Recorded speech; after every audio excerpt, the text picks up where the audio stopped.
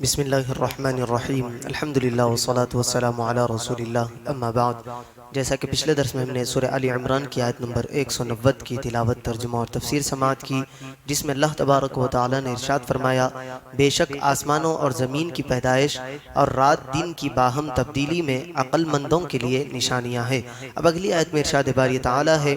الذین یذکرون اللہ قیاما وقعودا وعلی جنوبہم ویتفکرون فی خلق السماوات والارض،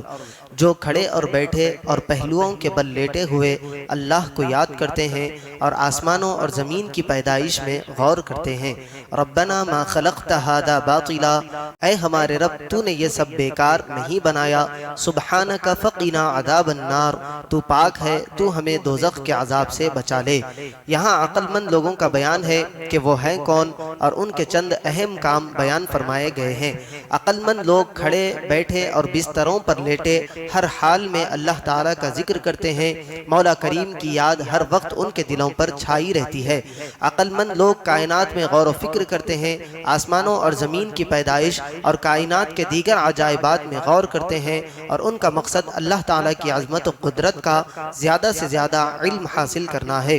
کائنات میں غور و فکر کرنے کے بعد اللہ تعالیٰ کی عظمت ان پر آشکار ہوتی ہے اور ان کے دل اللہ کی عظمت کے سامنے جھک جاتے ہیں اور ان کی زبانیں اللہ کی عظمت کے ترانے پڑتی ہیں۔ اللہ تعالیٰ کی بارگاہ میں دوزخ کے عذاب سے یہ لوگ پناہ مانگتے ہیں۔ مذکورہ بالا تمام چیزیں کامل الایمان لوگوں کے اوصاف ہیں، ان کو حاصل کرنے کی کوشش کرنی چاہیے۔ ہمارے اسلاف اللہ کی یاد میں بہت رغبت رکھتے تھے، چنانچہ حضرت سری سقطی رحمۃ اللہ علیہ فرماتے ہیں، میں نے حضرت جرجانی رحمۃ اللہ علیہ کے پاس ستو دیکھے جس سے وہ بھوک مٹا لیتے تھے۔ میں نے کہا آپ کھانا اور دوسری اشیاء کیوں نہیں کھاتے؟ آپ رحمۃ اللہ علیہ نے فرمایا، میں نے چبانے اور یہ ستو کھا کر گزارا کرنے میں 90 تسبیحات کا فرق پایا ہے۔ اللہ اکبر! لہذا 40 سال میں نے روٹی نہیں چبائی تاکہ ان تسبیحات کا وقت ضائع نہ ہو۔ یعنی وہ روٹی چبانے سے جتنا وقت ضائع ہوتا ہے اتنے میں 90 بار اللہ کا ذکر کر سکتا ہوں، تو میں روٹی کھانے کو ترک کر دیا، وہ ستو پی کر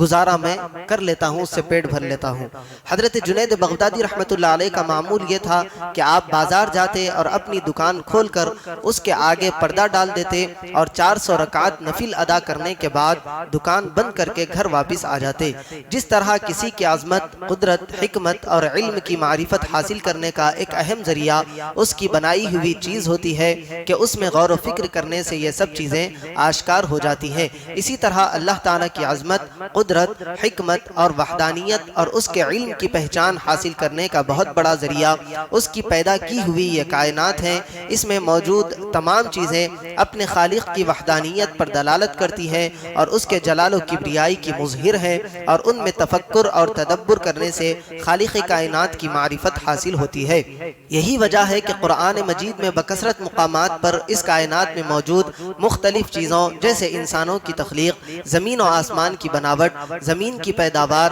ہوا اور بارش، سمندر میں کشتیوں کی روانی، زبانوں اور رنگوں کا اختلاف وغیرہ بے شمار اشیاء میں غور و فکر کرنے کی دعوت اور ترغیب دی گئی تاکہ انسان ان میں غور و فکر کے ذریعے اپنے حقیقی رب کو پہچانے، صرف اسی کی عبادت بجا لائے اور اس کے تمام احکام پر عمل کرے۔ امام محمد غزالی رحمۃ اللہ علیہ فرماتے ہیں، آسمان اپنے ستاروں، سورج، چاند، ان کی حرکت اور طلوع و غروب میں ان کی گردش کے ساتھ دیکھا جاتا ہے۔ زمین کا مشاہدہ اس کے پہاڑوں، نہروں، دریاؤں، حیوانات، نباتات اور ان چیزوں کے ساتھ ہوتا ہے، اور جو آسمان اور زمین کے درمیان ہے جیسے بادل، بارش، برف، گرج و چمک، ٹوٹنے والے ستارے اور تیز ہوائیں، یہ وہ اجناس ہے جو آسمانوں اور زمینوں اور ان کے درمیان دیکھی جاتی ہے۔ پھر ان میں سے ہر جنس کے کئی انواع ہیں، ہر نوع کی کئی اقسام ہیں، ہر قسم کی کئی شاخیں ہیں، اور صفات، حیت اور ظاہری و باطنی معانی کے اختلاف کی وجہ سے اس کی تقسیم کا سلسلہ کہیں رکتا نہیں۔ زمین و آسمان کے جمادات، نباتات، حیوانات، فلک اور ستاروں میں سے ایک ذرہ بھی اللہ تعالیٰ کی حرکت دیے بغیر حرکت نہیں کر سکتا، اور ان کی حرکت میں ایک حکمت ہو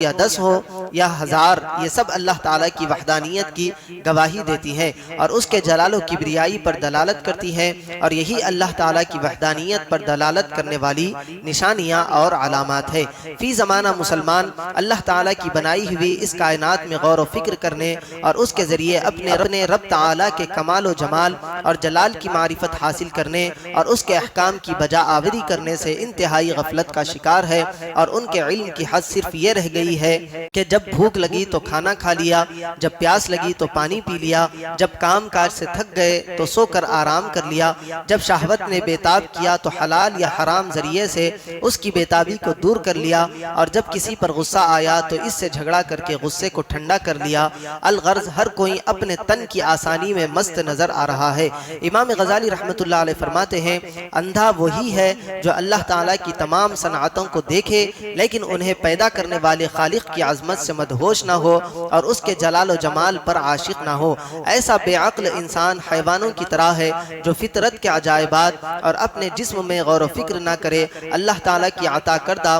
عقل جو تمام نعمتوں سے بڑھ کر ہے اسے ضائع کر دے اور اس سے زیادہ علم نہ رکھے، جو بھوک لگے تو کھانا کھا لیا، کسی پر غصہ آئے تو جھگڑا کر لیا۔ اللہ تعالیٰ مسلمانوں کو ہدایت عطا فرمائے۔ اللہ تبارک و تعالیٰ سے دعا ہے کہنے اور سننے سے زیادہ اعمال صالحہ کی توفیق عطا فرمائے۔